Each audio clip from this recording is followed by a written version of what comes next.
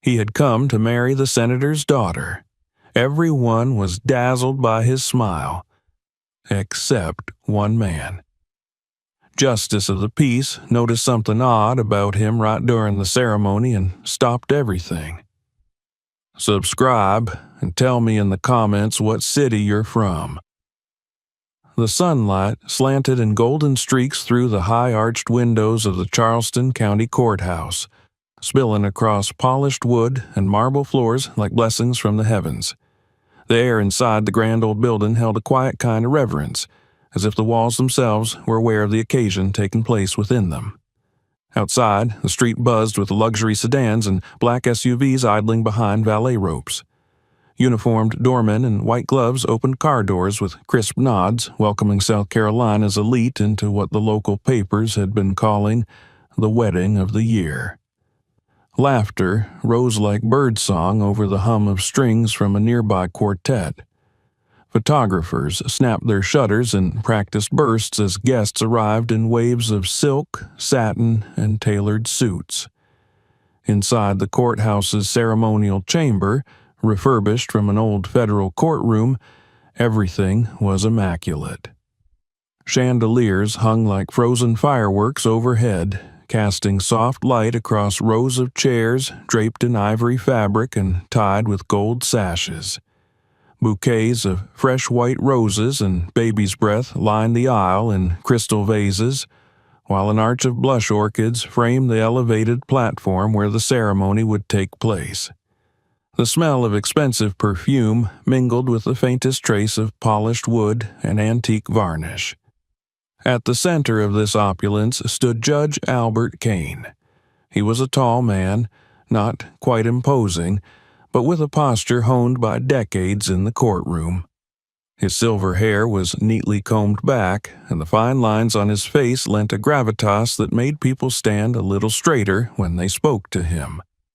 Today, instead of his usual black robe, he wore a ceremonial, deep navy judicial mantle, trimmed with gold thread, a tribute to his final official act before retirement. It was fitting, perhaps poetic, that his last task as an officiant would be to unite the daughter of his oldest friend to the man she believed to be the love of her life. Emma Carter was the kind of woman who inspired admiration even in those who pretended not to be impressed. At 28, she'd already carved out a reputation as a philanthropist, entrepreneur, and a public speaker with a voice like calm water. She had the poise of someone who had been raised in the limelight, yet the warmth of someone who had never let it get to her head. People said she was beautiful, and she was, but it wasn't just the soft cascade of chestnut curls or her wide, intelligent hazel eyes. It was the way she looked at people when they spoke to her, as though nothing in the world mattered more than their words. Today, she looked like something out of a magazine. Her dress, a custom, off-shoulder gown with subtle lace embroidery and a flowing train, shimmered as she walked beneath the chandeliers. A cathedral-length veil trailed behind her, anchored to her head with a band of pearls. Her smile, soft, real, and unguarded, had already appeared on the front page of 3 morning newspapers. She greeted guests with a hug here, a laugh there, her eyes occasionally searching for the one person who made everything else fade into the background. Ryan Miller. He stood at the far end of the room, near the altar, hands loosely clasped in front of him. His tuxedo fit like it had been sculpted onto him, and the crisp white of his shirt glowed against the darker tones of his skin. His jawline was strong, his smile was easy, and his eyes held a gleam that could have been love, or confidence. Perhaps both. He carried himself with the kind of charm that didn't ask permission. It simply entered the room and waited to be acknowledged. To the hundreds of guests gathered that afternoon, Ryan was the perfect match for Emma. He was composed, soft-spoken, with just enough mystery about his past to be intriguing without raising questions. According to the official narrative, he was a decorated Army veteran turned tech entrepreneur with a green energy company poised to go public in 6 months. He had met Emma at a charity gala and swept her off her feet within a matter of weeks. It was a whirlwind romance, one that would have sent most high society mothers into a panic, but Ryan had impressed everyone, especially Senator James Carter. The father of the bride had once remarked, "That young man has a look of integrity." No one had argued, but Judge Kane had not built a lifetime in the courtroom without learning to read faces. And something about Ryan Miller's face, particularly today, made a small alarm bell ring somewhere deep in his chest. The judge had been watching him from the corner of his eye ever since the groom entered the chamber. It was subtle, almost imperceptible to others, but Kane noticed the way Ryan kept adjusting his cuffs, tugging slightly at the corners of his vest. He shifted his weight too often.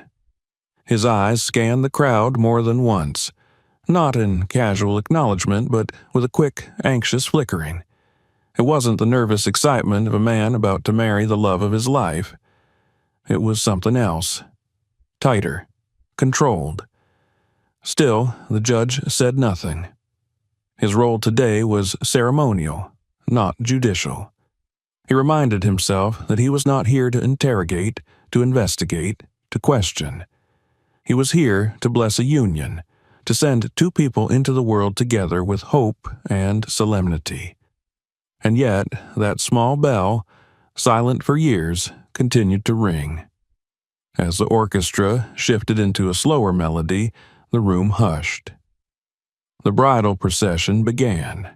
Bridesmaids in flowing sage-green dresses glided down the aisle in pairs. Behind them, the flower girl, a niece from Emma's side, tossed delicate white petals with methodical delight. Then the double doors at the end of the hall opened again, and a collective intake of breath filled the room. There she was. Emma stood framed by the doorway, one hand on her father's arm, the other resting softly on the bouquet she held against her midsection. Her eyes scanned the crowd and settled on Ryan. Her face lit up with something radiant and private. Her father, Senator Carter, stood tall and proud beside her. Together, they began the slow walk down the aisle. Kane watched as Ryan's posture stiffened. He smiled, but it was a second too late, a fraction too wide. His eyes flicked to the doors again, just once, then back to Emma. Judge Kane, standing at the altar, felt the same unease crawl down his spine like a draft through an old window. He murmured a silent thought. May the truth always find the light, even when it hides in shadows. Emma and her father reached the altar. The senator handed his daughter over to the man she was about to marry, his voice caught somewhere between pride and hesitation. Ryan took her hands in his, whispered something that made her smile, and turned toward the judge. Kane opened his ceremonial binder, eyes tracing the words he'd delivered hundreds of times before. The speech was familiar, time-tested. It had comforted generations of couples. But today, the words felt heavy in his mouth. He cleared his throat and began. Dearly beloved, we are gathered here today to witness and to celebrate the union of two souls. As the ceremony progressed, Kane's voice was calm and commanding, but his mind continued to wander. Details danced through his thoughts like stubborn motes of dust. Ryan's vague military history, the absence of his family, his reluctance to discuss his past, the inconsistency in how he described his upbringing. Kane had asked him once, during a brief conversation, what unit he served with. Ryan had smiled and said, "It's all a bit classified." A convenient answer, but a familiar one. There had been other signs, Minor, but cumulative. The way he hesitated when asked about Emma's mother, calling her Carol instead of May. The way he'd deflected when asked where he went to college. All over, he'd said. You know how life is. And now, as the final part of the ceremony approached, Kane could feel the weight of the next line pressing against his chest. If any person here can show just cause why this couple may not lawfully be joined together in marriage. He glanced up. Ryan was looking directly at him now, eyes locked, smile frozen. Let them speak now or forever hold their peace. The room was silent. 3 seconds passed. 4. People began to smile again. Some chuckled softly. Emma's hand gently squeezed Ryan's. The moment had passed, or had it. Kane's heart thudded in his chest. A thought, uninvited and fierce, surged up from the back of his mind. This man isn't who he says he is. But it was too late now, or perhaps just barely early enough. The ceremony continued. Vows were exchanged, rings slid onto fingers, and lips met in a carefully timed kiss. Applause broke out across the chamber. People stood and cheered. Camera shutters clicked in rhythm. And yet, deep in the heart of the man who had just married them, Judge Albert Kane felt the whisper of something unresolved. A thread, a smudge, a crack beneath the gold leaf. He smiled. He congratulated. But his eyes never left the groom.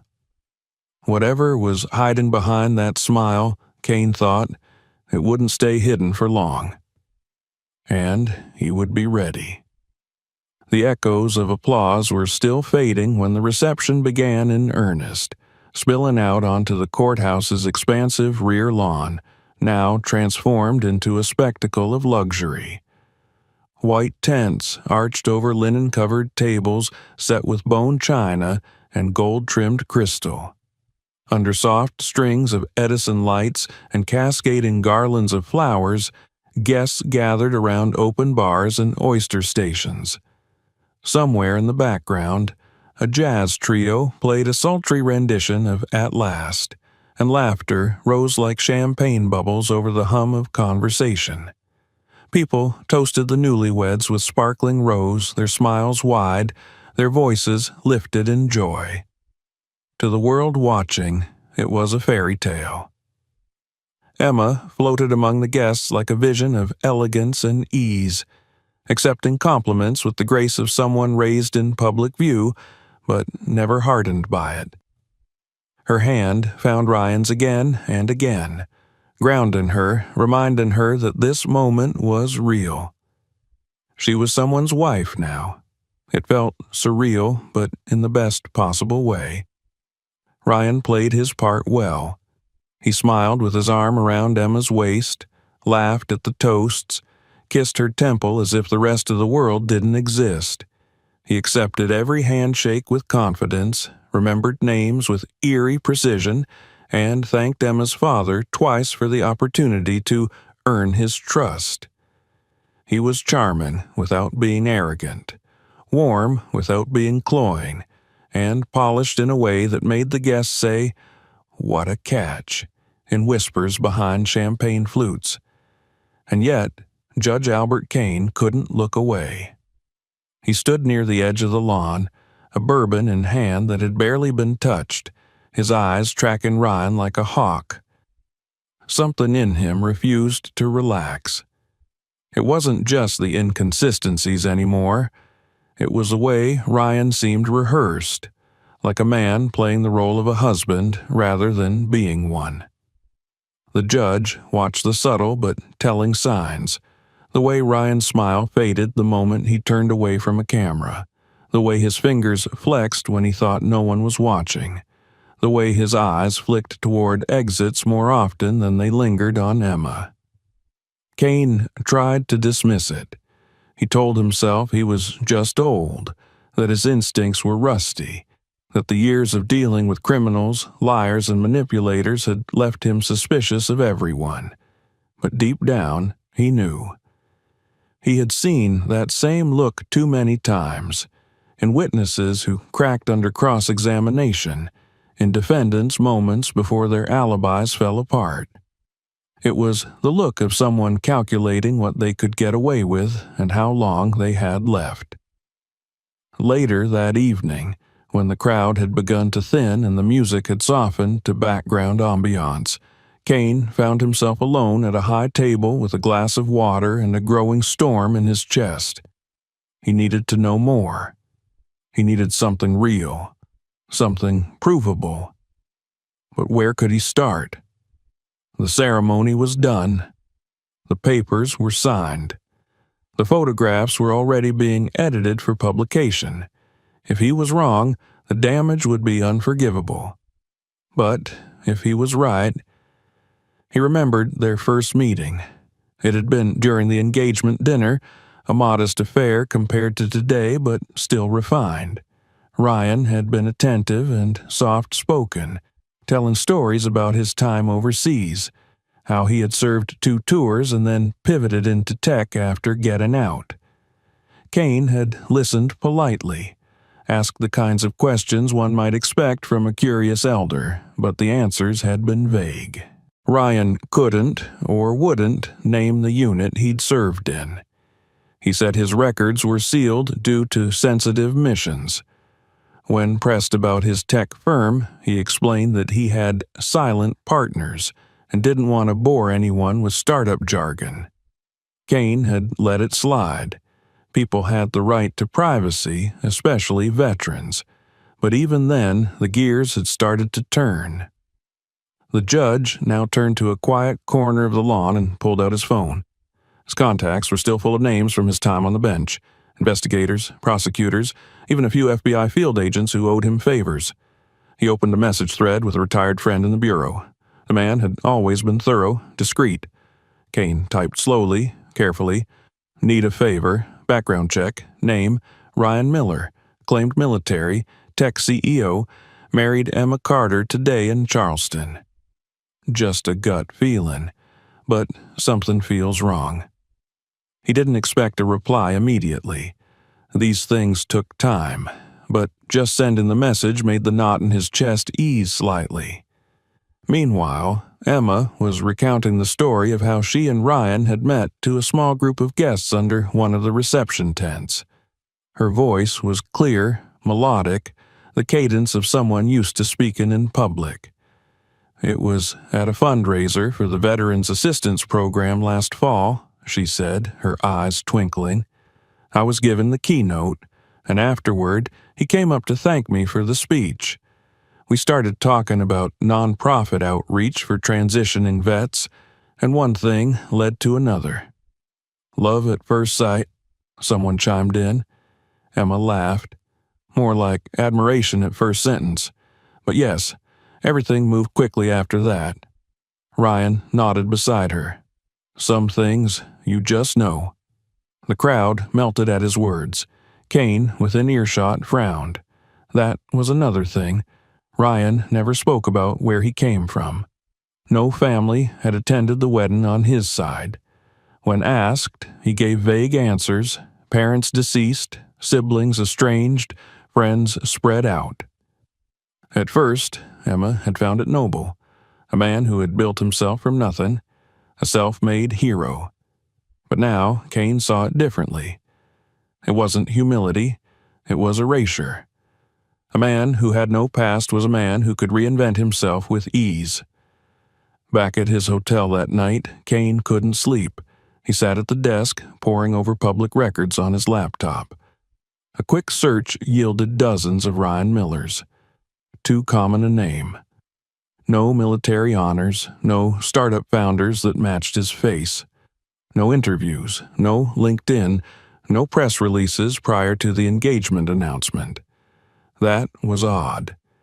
In an era where even high school sports trophies ended up online, how could a man with such a stellar resume have no digital footprint?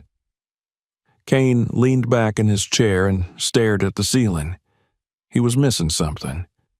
Or maybe Ryan Miller didn't exist. 3 days later, he received a message from his FBI contact. It was short, clinical, and enough to raise the hairs on his arms. Subject, Ryan Miller. No active military record, no VA benefits, no startup registrations under that name, no driver's license issued in the last decade under South Carolina or adjacent states. Possible alias. Will dig deeper. Advise caution. Kane stared at the screen, heart pounding. A possible alias. Then who the hell had Emma just married? The memory of the ceremony flooded back. Ryan's stillness, the delay in his smile, the way he looked at the door. That wasn't nervousness, it was strategy. Kane closed his laptop slowly. He had a choice now. He could go to the Carters and raise the alarm. He could involve law enforcement, try to undo what had already been set in motion, but without proof, solid, indisputable proof, it would be his word against a man who had so far fooled everyone. And so, he waited. He watched, and he listened.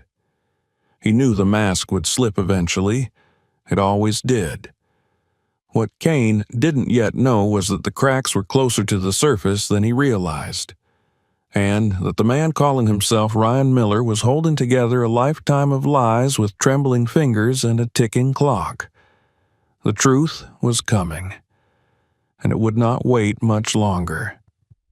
The days that followed the wedding settled into a deceptive calm. The headlines glowed with praise. The Carter wedding sets the bar for Southern elegance. Golden couple marries in historic ceremony. Emma Carter weds tech visionary.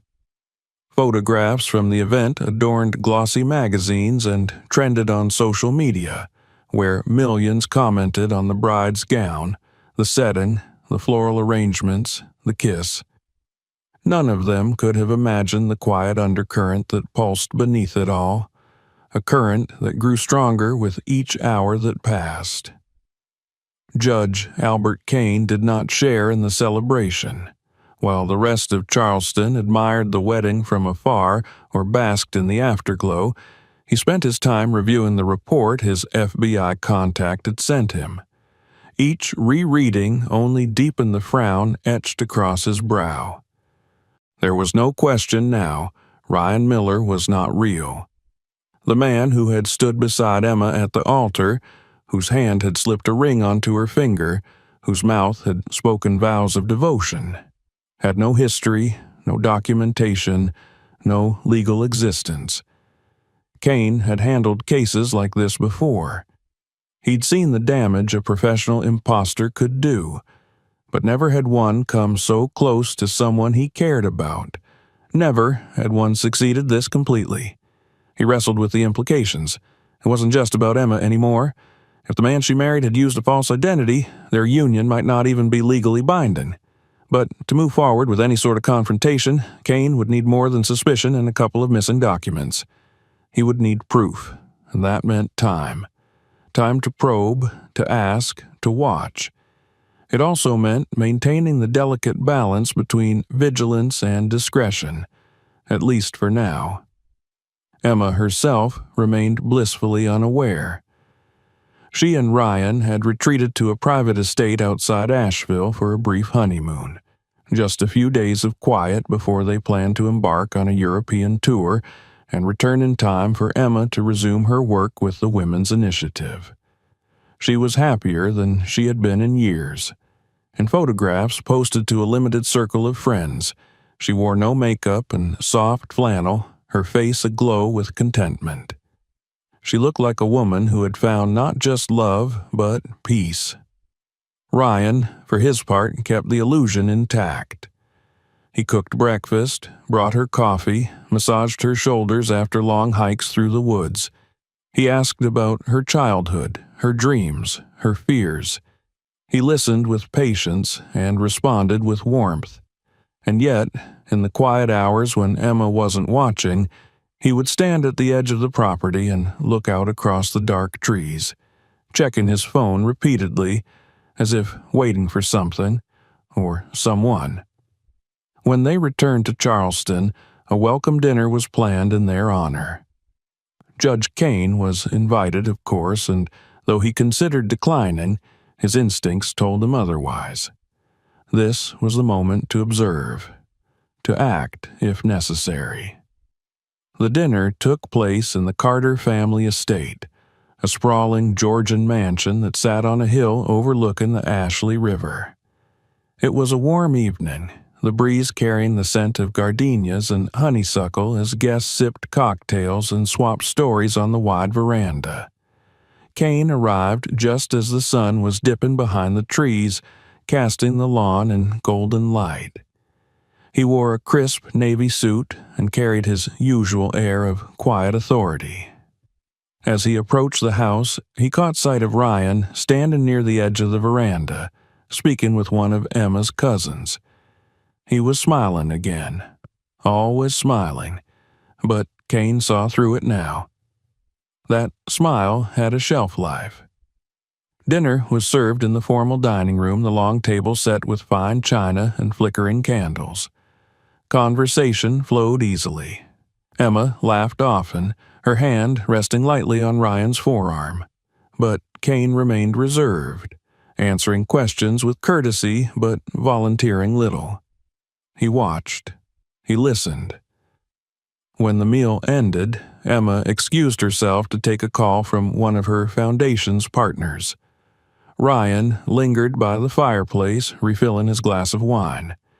Kane seized the moment and crossed the room. "You seem comfortable in your new role," Kane said, his tone conversational but firm. Ryan glanced up, no trace of unease in his expression. "Very much so. Emma's a remarkable woman. I'm lucky." "You are," Kane agreed. He let a pause hang between them. "Funny, though, I don't recall ever seeing your name in the military registers." Ryan's smile twitched barely. "I told you, I was in a specialized unit. A lot of what we did isn't exactly public record. I've known many men in your position. They tend to carry that weight differently." "What do you mean?" Kane looked him dead in the eye. "They don't smile so easily." Ryan held his gaze. "Is there something you'd like to ask me directly, Judge?" Kane considered it.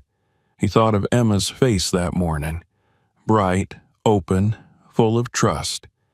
He thought of the hundreds of guests, the applause, the vows, and then he stepped back. "Not tonight," he said, "but soon." Ryan didn't answer. He simply turned and walked away. The next morning, Kane made a decision. He scheduled a private meeting with Emma at her office. He knew confronting her would be difficult, but the window for protecting her was narrowing. When she arrived, she looked radiant, still carrying the joy of newlywed life. She hugged Kane warmly and poured them both coffee. "I'm glad you came by," she said. "We haven't really had time to catch up." "I'm glad too," he said, though his expression remained grave. She noticed. "Is everything all right?" Kane folded his hands on the table. "Emma, I need you to be honest with me. Have you ever looked into Ryan's background? Really looked?" She blinked. "I mean, we've talked, of course, about his childhood, his time in the military, his company. I'd like to give you a chance, Mr. Miller, to clear up a few inconsistencies in your background before we take further steps." Ryan's face didn't move. "Is this some kind of joke?" Kane's tone remained calm. "I wish it were." Emma took a step forward. "You told me your parents died when you were 16. "They did," he said quickly. "And you said you served in Afghanistan. Twice." He nodded. "Yes." "You said you grew up in Lake Haven, that your father was a mechanic." "All true," he replied. Kane placed one of the documents on the table before them. "There is no birth certificate for Ryan Miller born in Lake Haven, no military service under that name, no employment records, no academic records. The startup you say you co-founded has no registration with the state. There's no tax ID, no bank trail, no investor paperwork. The address you gave for your old apartment is a UPS mailbox." Ryan's smile faltered just slightly. Look, Judge, I don't know what kind of private investigator you hired, but this is a misunderstanding. No misunderstanding, Kane said. I know who you are, and I know you're not Ryan Miller. Silence filled the chamber like a wave crashing over stone. Emma's arms folded across her chest. Ryan looked between the two of them, a flicker of something sharp flashing through his eyes. You're wrong, he said at last, voice low. You think you know, but you don't. Then prove it, Kane said, stepping aside. Stand here, now. Say your real name. Tell her the truth. Ryan's eyes locked onto Emma's. His jaw tightened. The silence stretched. And then, like a switch flipping, his demeanor changed. He chuckled softly, ran a hand through his hair, and stepped back. Fine. You want the truth? You want a show? He looked around at the empty room, his voice growing louder. Let's give the judge his big moment. He took another step back as if ready to bolt, but the two plainclothes officers had already moved, subtly positioning themselves between him and the exits. He saw them and stopped. Kane spoke again. Your real name is Joel Stern, born in New Jersey. Arrested in 2012 and 2015 on charges of identity theft and wire fraud. You posted bail and disappeared. You resurfaced in Atlanta under the name Michael Travers. Another failed engagement. Another missing trust fund. And then you reappeared as Ryan Miller. You targeted Emma. You knew who she was before you ever met her. Emma's face remained composed, but her eyes brimmed with tears. She had known this moment was coming, had prepared for it, but still the finality of it hit like a cold wind. She had believed in love. She had believed in him, and now all that belief felt like a betrayal of herself. Ryan stared at her now, his posture slackening. I didn't plan it like this, he said. Not all of it. Which part did you plan? Emma asked, her voice quiet but steady. The lies? The wedding? The future you were going to steal? I didn't mean to fall for you, he said, the words rushing out. I thought I'd just play the part, get close, maybe. But you were different. You were kind. You listened. You looked at me like I mattered. You don't matter, she said, and the tremble in her voice did not come from sadness, but fury. Not as Ryan, not as Joel, not as whoever you are. Kane gestured subtly, and the two officers stepped forward. Ryan's eyes widened. No, he said, raising his hands. Wait. Just wait. I'll come clean. I'll explain everything. Just don't arrest me here. Not like this. Not in front of her. You made your choices, Kane said. Now face the consequences. The officers moved in, taking Ryan by the arms. He didn't resist. Not this time. His head hung low as they let him out, and he didn't look back. As the doors shut behind them, Emma remained still. Her shoulders rose and fell with each breath, and her hands, once tightly clasped, now hung at her sides, open and empty. Kane stepped closer. I'm sorry, he said, the words quiet, full of regret. You warned me, she replied, her voice distant. I just didn't want to believe it. You wanted to believe in love, he said. That's not a mistake. She finally turned to him, her eyes wet but clear. It feels like one. It isn't, he said. The mistake was his. They stood in silence for a long time. The room was quiet again, just as it had been before the wedding, before the lies, before the masks. Only now it held no illusions. Emma walked to the window and looked out over the city. The courthouse bell rang once, just once, and the sound lingered like a benediction. She didn't cry, not yet. That would come later. For now, she breathed. She was free. The city awoke the next morning to a storm of headlines. They spread across Charleston like wildfire, then leapt from local channels to national news. Bride exposes groom at the altar, read one banner in bold white letters across a crimson background. Southern heiress married a ghost, claimed another. Ceremony halted by judge. Wedding turns into arrest. Photographs of Emma, calm-faced and stoic beside Judge Kane, began circulating with feverish speed, while grainy footage of Ryan, or Joel, as the world now knew him, being led out of the courthouse in handcuffs played on every screen. It wasn't just a scandal. It was a spectacle. Talk shows dissected it. Twitter exploded with speculation. Strangers commented on Emma's courage, her poise, her heartbreak. Everyone had something to say, and almost none of them knew her at all. Inside the Carter home, the atmosphere was quieter, heavier.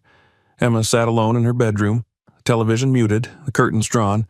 Her wedding dress had been packed away, boxed, and sealed like a relic of a life she never lived. The rings were gone, returned to their case, tucked into a drawer she had no intention of opening again. Outside her door, staff moved softly, avoiding eye contact. Her parents had offered to stay close, to talk, to bring tea or warmth or distractions, but she had declined. What she needed was silence, space, breath. She stared at her reflection in the vanity mirror, studying the face that had graced magazine covers and non-profit campaigns. It looked different now, sharper somehow, not older but carved by something irreversible. A part of her had been scraped away, and in its place was something new. She didn't know what to call it yet.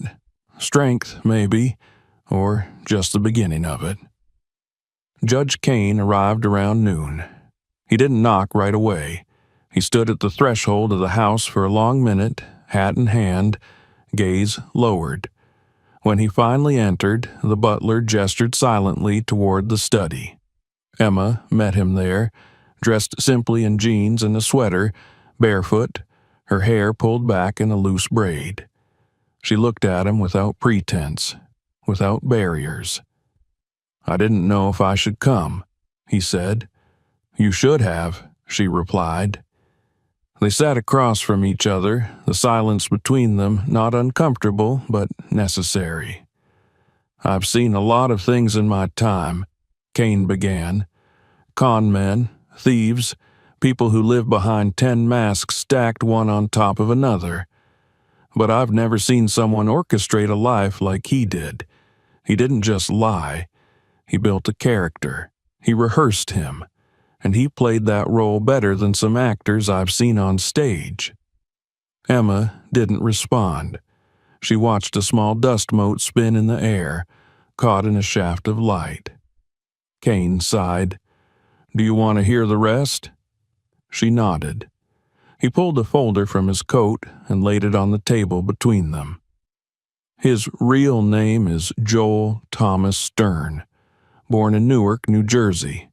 His father left when he was a toddler. His mother died when he was 11. He spent the next 7 years bouncing through foster care, juvie, shelters. He was smart, gifted, some reports say, but unstable. He started with credit card fraud at 17. Got caught forging transcripts for college admissions. Then came the big scams, multiple identities, multiple cities. Always the same pattern. Wealthy women, trust funds, elaborate stories. He would disappear once he was close to being caught. He knew how to vanish." Emma ran her fingers along the edge of the table. "Why me?" Kane hesitated. "He saw your name in a business magazine, a profile piece on your foundation. He targeted you deliberately. He studied your schedule, your work, your social media. He made sure you crossed paths. You never met him by chance, Emma. He orchestrated everything." She swallowed, but her voice remained even. "So it was all fake?" "No," Kane said, "the story was fake. The feelings, maybe not. That's harder to know." I don't care, she said, not anymore. Kane closed the folder. He's being held without bail. Multiple states are preparing charges. He won't be getting out. Emma didn't smile. She didn't celebrate. The news felt cold, sterile. Justice, perhaps, but not comfort. She had already buried what needed to die. Outside the study, the sound of a phone ringing cut through the hush.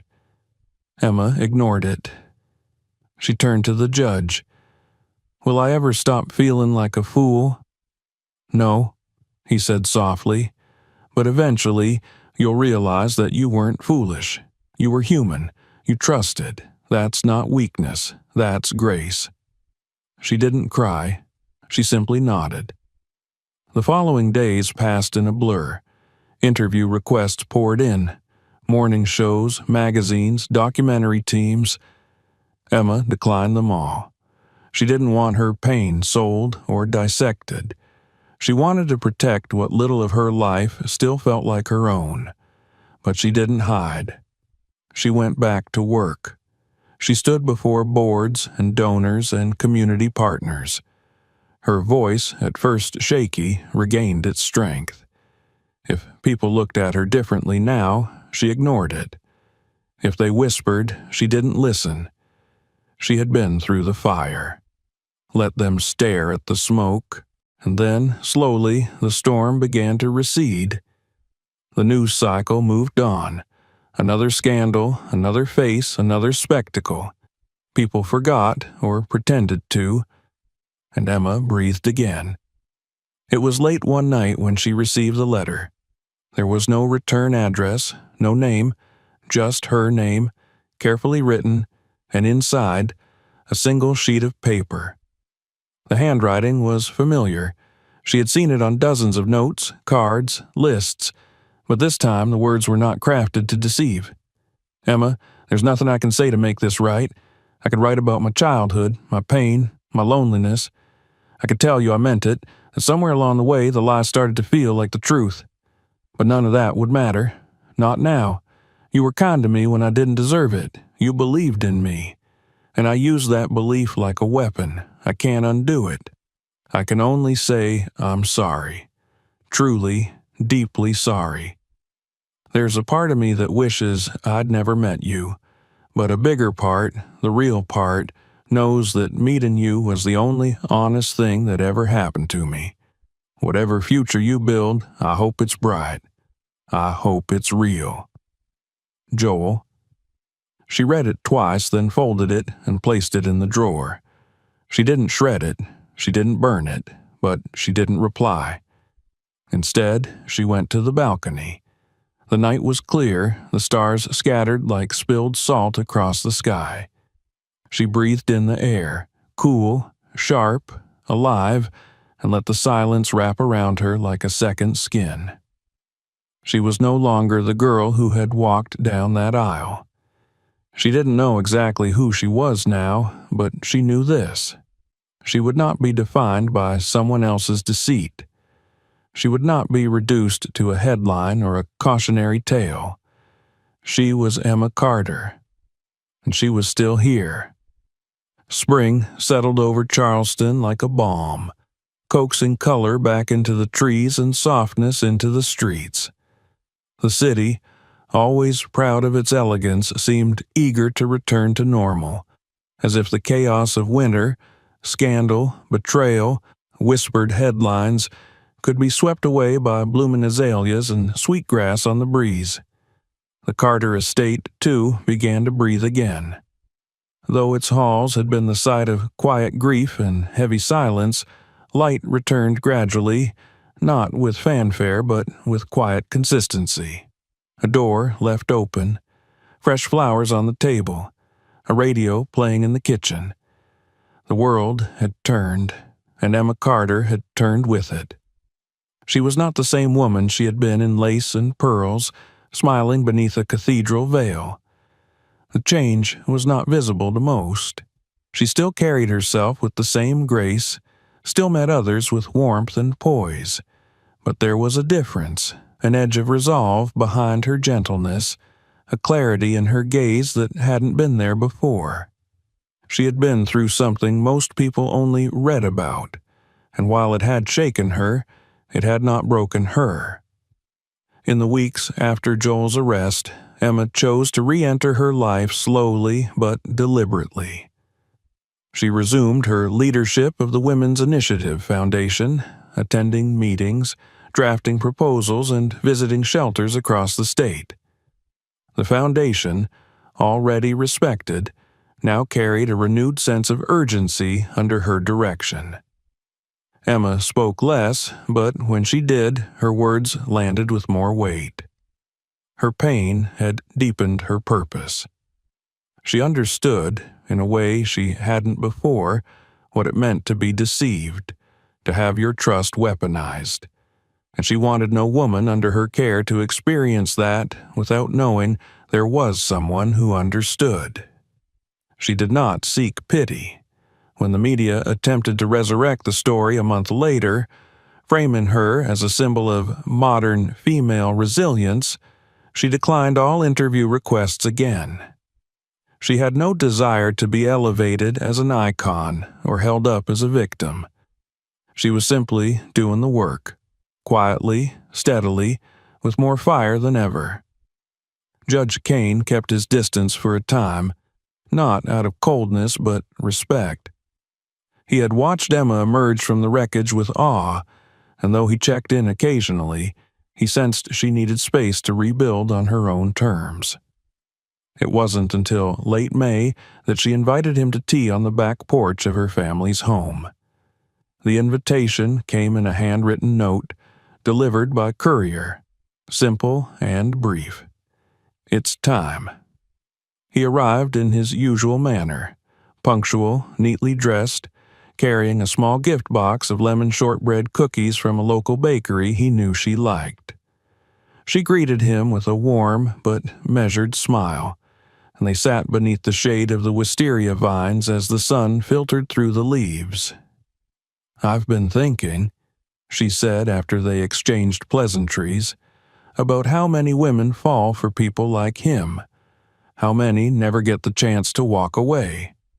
"You walked," Kane said gently, "and you walked strong. Because I had people behind me. Because I had resources, influence, a judge who paid attention." She looked out at the river beyond the lawn. "Most women don't." He nodded. "You're right. I want to do something about that. Something bigger than a press release, bigger than a donation. I suspected you might." She smiled faintly. "I'm starting a new arm of the foundation. It's called the Light Project. Legal support, emergency housing, identity verification training, recovery counseling for women targeted by fraud, emotional, financial, romantic, for women like me, but without the safety net." Kane's smile was slow and proud. "That's the Emma I know. It's what I wish I'd had when I started to suspect something, a place to turn, someone to say, 'You're not crazy, this doesn't feel right,' because it isn't." "You'll give that voice to others," Kane said, "and that matters more than anything." The Light Project launched quietly but with immediate impact. Within a month, it had received over 100 inquiries. Emma worked closely with a small team of attorneys, psychologists, and survivors. She hosted closed-door seminars in community centers, police departments, and college campuses. The message was clear and consistent. Deception thrives in silence. We fight it by speaking, by supporting, by shining light where there has only been shadow. Emma didn't seek the spotlight, but it found her anyway. A viral clip from one of her speaking events, where she gently told a room of college students that love without honesty is not love at all, was shared across platforms. It led to op-eds, think pieces, conversations across the country about digital romance, online manipulation, and emotional fraud. She was invited to Washington, D.C. to consult on a bill related to cyber-enabled relationship scams. For the first time, her pain had become policy. Still, she kept one part of her life private. She didn't date, not for a long while. Not because she feared love, but because she wanted to understand it better first. What it meant, what it required, how to protect the tender parts of herself without locking them away. And then, quietly, unexpectedly, something shifted. It was an ordinary Wednesday when she visited a local community hospital to deliver educational materials on digital safety. She wore jeans, a plain blouse, her hair tied back in a ponytail. She wasn't there for cameras or recognition, just boxes of printouts, pamphlets, and conversation. As she struggled to carry a stack through the lobby, a man stepped forward to help. "Need a hand?" he asked, his voice low and calm. She looked up, startled by the softness of his tone. He was tall, with kind eyes and hands rough from work. His volunteer badge read Daniel. He wore scrubs and an easy smile, the kind not learned from charm school, but built through quiet practice. "Thanks," she said, shifting the weight into his arms. They walked together to the conference room. "You do this often?" he asked. "Sometimes, when I think it might matter." He nodded. "It does." They spoke for less than 10 minutes that day, just enough for her to notice that he didn't look at her with recognition or curiosity, only attention. He didn't ask about the headlines. He didn't mention the courthouse. He just asked what she believed in, and then he listened. She saw him again 2 weeks later at a health outreach event. This time he offered her coffee. Then they sat on a bench and talked for nearly an hour, about books, siblings, the weather, and once again, not a single question about her past. She didn't fall, not quickly. She stepped carefully, slowly, letting her instincts lead her, letting herself believe that maybe, not all at once, but eventually, there could be something after broken trust, something simple, something true. She told Kane about Daniel one afternoon during another porch conversation. "He's quiet," she said. "Kind. Doesn't try too hard." Kane smiled. "The real ones never do." "I'm not rushing anything," she added, "but I don't flinch when he calls. That feels like a beginning." "It is," Kane said, "and you've earned it." Emma looked at the river, the way the light shimmered on its surface. "I used to think love had to feel like fireworks. Now, I think maybe it should feel like sunlight." "No noise," Kane said, "just warmth." She nodded, and in that moment she understood. The wedding that had ended in scandal hadn't destroyed her. It had revealed her, not her weakness, but her resilience, not her naivety, but her clarity. She had walked through deception and come out not bitter, but better. She had not found a fairy tale. She had found the truth, and it was enough. By autumn, Charleston had begun to shift again, the sticky sweetness of summer giving way to cooler mornings, crisp air, and the faint rustle of falling leaves along cobblestone streets. The city wore the season well, its old oak trees shedding layers in quiet elegance, its historic buildings catching amber light just before dusk. The rhythm of life, so briefly unsettled by scandal and public fascination, had once more settled into a familiar, genteel cadence. But in the minds of many, something subtle had changed. Where once they had looked to Emma Carter as the daughter of a senator or the darling of Charleston society, now they looked to her with a different kind of reverence, one born not from prestige, but from endurance. Emma herself moved through the days with a sense of quiet purpose. The Light Project had grown faster than she anticipated. What began as a modest initiative under the Women's Initiative Foundation had, by early September, expanded into a regional network with branches opening in Columbia and Savannah. Each office was staffed with legal counselors, therapists, and digital forensics consultants trained to identify the signs of psychological and financial manipulation. Emma wasn't just the face of the work, she was its engine. She read every case file submitted in the early weeks, personally oversaw the intake process, and refused to delegate any responsibility that hadn't first passed through her own hands. This was no vanity cause. This was restitution. Her team had grown to admire her in a way that transcended admiration. They trusted her because she had earned it. She did not talk about Joel. She never referred to him by name. When cases crossed her desk that mirrored her own experience, she responded with compassion, never projection. She had healed enough to listen without reliving.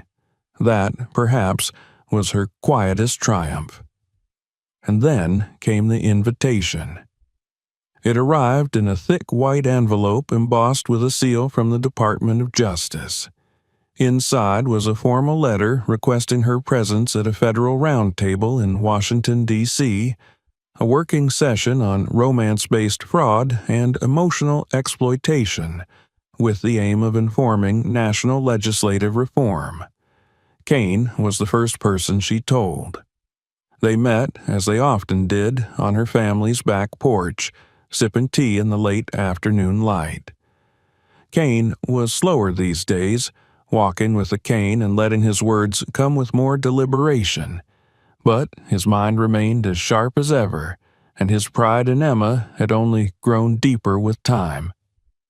"They want my opinion," she said, holding up the letter with a wry smile. "Funny, isn't it? A year ago I couldn't see through a lie. Now they want me to help write policy on it." Kane chuckled. "There's no better voice to speak on it." "I don't know," she said. "I'm not a lawyer. I'm not a policymaker." "You're something rarer," he replied. "You're someone who walked through the fire and chose to light the path for others. That's worth more than credentials." She looked down at her hands, folded neatly in her lap. "I keep thinking about how close I came to giving him everything. My name, my trust, my future. But you didn't," he said. "You stepped back. You asked questions. You faced the truth when it hurt the most. That's what they need in those rooms, Emma. Not perfection. Integrity." She nodded slowly. "I'll go." Washington was different than Charleston. Louder, faster, more polished around the edges, but somehow less grounded. Emma arrived dressed simply, carrying only a leather folder and a firm sense of what she had to say.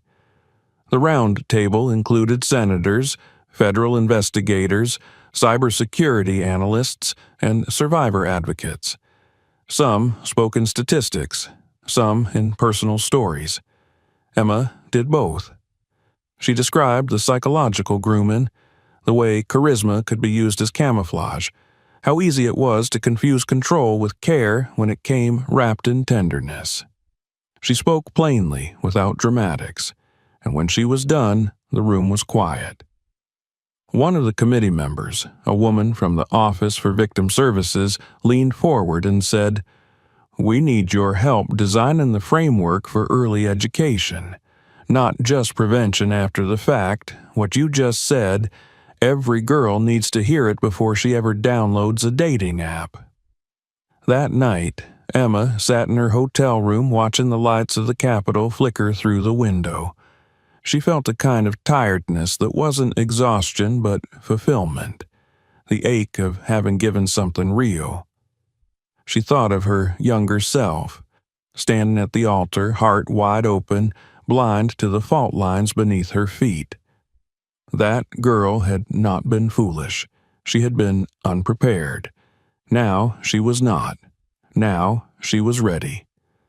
Daniel called that evening just to hear about her day. Their conversations had become a quiet thread through the months, never rushed, never forced. He didn't press, he didn't flatter. He just listened, then shared pieces of his own life in return. It was a rhythm Emma had come to value deeply. "Did you say everything you wanted to?" he asked. "No," she said, "but I said everything that mattered." When she returned to Charleston, the seasons had begun to shift again. The sky darkened earlier, the evenings grew cooler, and the city began its slow glide into winter. Emma took time for herself in the mornings, long walks, coffee on the porch, time with books. The light project was running smoothly now with a capable deputy in place. She no longer needed to carry every detail. She had built something that could stand on its own. Daniel invited her to visit his family's farm just outside Beaufort. It was modest, quiet, tucked into a stretch of land surrounded by woods and streams. She met his mother, a woman with strong arms and a warm laugh, and helped knead dough in a kitchen that smelled of sage and flour. They picked apples. They cooked over a wood stove. They sat in silence without discomfort. It wasn't a romance born of spark or spectacle. It was something else. Steadiness. Trust that had grown slowly, tested by time and quiet questions. For the first time in Emma's life, love didn't ask her to surrender anything. It asked her only to be. On a December afternoon, while walking along the Ashley River, Emma paused at the very spot where she and Joel had once posed for engagement photos. The light that day had been warm and golden, but she remembered feeling chilled. Something had felt off even then, but she had pushed it down, smiled for the camera, convinced herself that love was supposed to feel like nervousness. Now, standing in the same place with Daniel at her side, she felt none of that, just peace. Not the absence of fear, but the presence of trust. Later that night, she wrote a letter, not to Joel, not to Cain, to herself. You didn't fail. You grew. You didn't fall apart. You chose truth over illusion. You lost what wasn't real and found what was.